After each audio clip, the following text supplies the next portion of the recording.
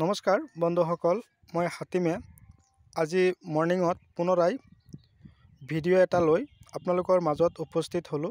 আশা কৰোঁ আপোনালোকে স্কিপ নকৰাকৈ মোৰ ভিডিঅ' আৰম্ভণিৰ পৰা শেষলৈ নিশ্চয় চাব। তো আজিৰ এই ভিডিঅ'টোৰ মাজেদি আপোনালোকৰ লগত মই পটলৰ খেতিৰ বিষয়ে থুলমূলভাৱে আলোচনা কৰিম।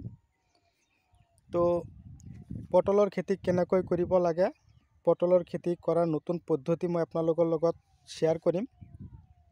তো যিটো খেতি আপোনালোকক দেখুৱাই আছোঁ, এই খেতিটো নতুনকৈ কৰা হৈছে এই বছৰত।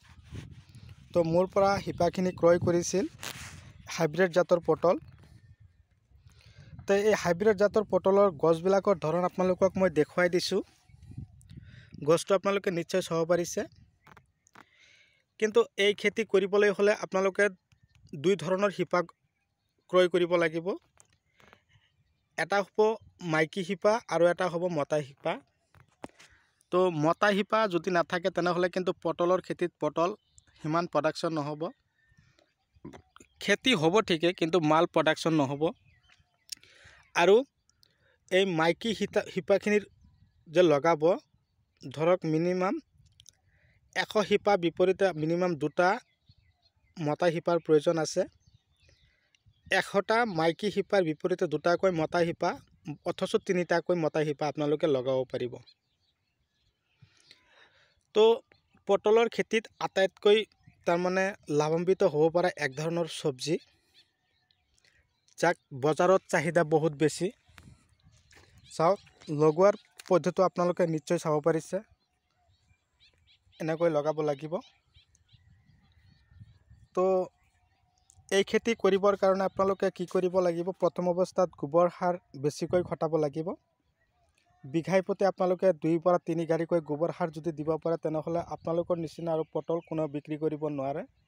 100% গেৰাণ্টি দি আপোনালোকে বজাৰত বিক্ৰী কৰিব পাৰিব। তো চাওক, গছৰ চেহেৰা ধৰণ এই বছৰতে 2025 বৰ্ষতে লগোৱা হৈছিল শিপাখিনি।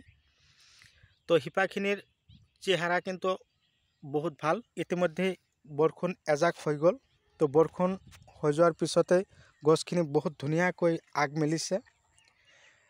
তো কথা হ'ল, যেতিয়া আপোনালোকে খেতিত লগোৱাৰ শিপাখিনি যেতিয়া লগোৱাৰ সময়ত কি কৰিব, শিপাখিনিৰ ওপৰতে আমালোকৰ ভুচি খেৰ যিবিলাক আছে, আমালোকে গৰুক খুৱাওঁ, সেইবিলাক গৰুক খোৱাৰ পিছত যিবিলাক সৰু সৰু হৈ যায়, এইবিলাক আনি ওপৰত দি দিব। অতি সোনকালে গজালি মেলিব।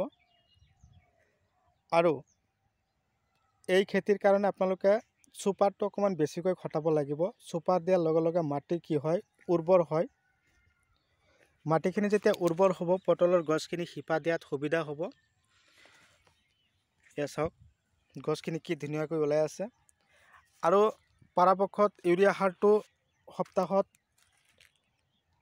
এবাৰকৈ স্প্ৰে কৰিব লাগিব। পাৰ টেংকিত 50 গ্ৰামকৈ দি আপোনালোকে গছখিনিত স্প্ৰে কৰিব। এতিয়া নহয়, যেতিয়া গছখিনি গৈ চাং পাবগৈ, তেতিয়া আপোনালোকে স্প্ৰে কৰিব। গছৰ চেহেৰা একদম পূৰা চিকচিকীয়া থাকিব। আৰু গছখিনিত কি কৰিব লাগিব, উৰণীয়া পোকে যাতে ডিষ্টাৰ্ব নকৰে, তাৰ কাৰণে একা আছে, একতাৰা আছে, ডেলিগেট আছে, এইবিলাক পকেট আছে, এইবিলাক ঔষধ আপোনালোকে বেছি বেছি ইউজ কৰিব। সপ্তাহত এবাৰ স্প্ৰে কৰিলেই হৈ যাব। তো বন্ধুসকল, আপোনালোকে যদি মোৰ চেনেলৰ নতুন হৈ আছে, তেনেহ'লে মোৰ চেনেলখন ছাবস্ক্ৰাইব কৰি দিব আৰু কাষত থকা বেল ঘণ্টিটো লাহেকৈ বজাই দিব, যাতে আপোনালোকক মই এনেকুৱা ধৰণৰ নতুন নতুন ভিডিঅ' নটিফিকেশ্যন আপোনালোকে পাই থাকে, আপোনালোকক মই দি পঠিয়াব পাৰোঁ। তো চাব পাৰিছে, ইয়াত আধা বিঘা মাটিৰ পটলৰ খেতি কৰিছে খেতিয়কে। সি বহুত আশা কৰি কিন্তু খেতিত এই শিপাখিনি লগাইছে। তো আপোনালোকৰ যদি শিপাৰ প্ৰয়োজন হয়, মোৰ লগত আপোনালোকে যোগাযোগ কৰিব, মই আপোনালোকক যোগান ধৰিম।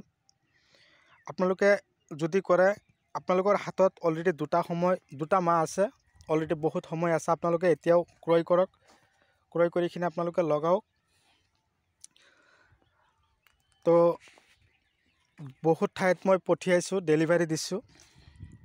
আপোনালোকৰ লগা হ'লে আপোনালোকে কমেণ্ট বক্সত গৈ মোৰ নাম্বাৰ দিয়া আছে, আপোনালোকে নাম্বাৰত ফোন মাৰিব। মতা শিপা মাইকী শিপা যিমান লাগে মই আপোনালোকক যোগান ধৰিব পাৰিম। তো জানুৱাৰী ফেব্ৰুৱাৰী এই 2টা মাহ কিন্তু সোণালী সুযোগ লগাব পাৰিব। লগোৱাৰ পিছতে অলৰেডি বৰষুণ এজাককৈ আহি থাকিব আৰু আপোনালোকৰ গছখিনিও চেহেৰা ধৰণ ভাল হৈ আহিব। তো মই আৰু বিশেষ দেৰি নকৰোঁ, পৰৱৰ্তী ভিডিঅ'ত মই আপোনালোকৰ লগত ধুনীয়াকৈ আকৌ কথাখিনি শ্বেয়াৰ কৰিম। আপোনালোকে এনেকুৱা ধৰণৰ খেতিৰ ওপৰত মনোযোগী হওক তাৰে কামনাৰে আজিৰ ভিডিঅ' মই এইখিনিতে সমাপ্ত মাৰিছোঁ। ধন্যবাদ।